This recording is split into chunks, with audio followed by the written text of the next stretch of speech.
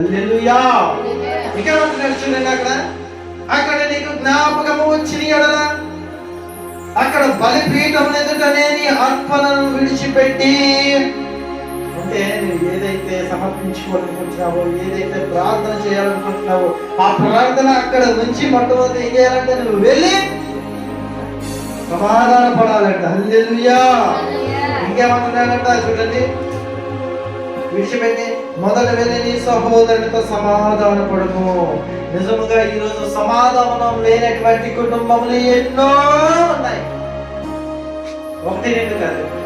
పైకి గంభీరంగానే కనిపిస్తున్నారు, పైకి వస్త్రాలంకారణ బాగానే ఉంటుంది, పైకి సంతోషంగానే ఉంటున్నారు, కానీ ఒకరికి ఇంట్లో పొత్తులు లేవు.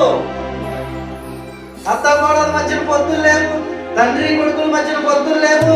అవునంటారా కాదంటారా? అల్లుడు మామ మధ్యన పొత్తులు లేవు, తల్లి కూతురు మధ్యన పొత్తులు లేవు. పొత్తులంటే మొదలైన పొత్తులు అనుకున్నారంట, అవి కాదు, సంబంధాలు.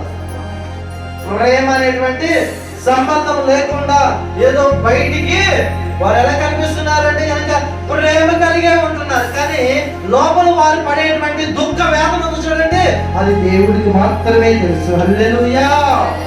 అందుకే సమాధాన పడమంటున్నాడు ఈరోజు ప్రభువు.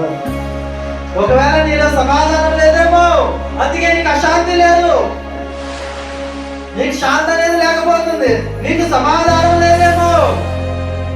సమాధానం ఎందుకు లేదు నీలో అని అంటే, నీకు సమాధానం లేకే నీ ఇంట్లో కలిపి కలుగుతుందేమో, సమాధానం లేకే నీ ఇంట్లో ఆందోళనగా ఉంటుందేమో, సమాధానం లేకే ఇవన్నీ కూడా కలుగుతాయి.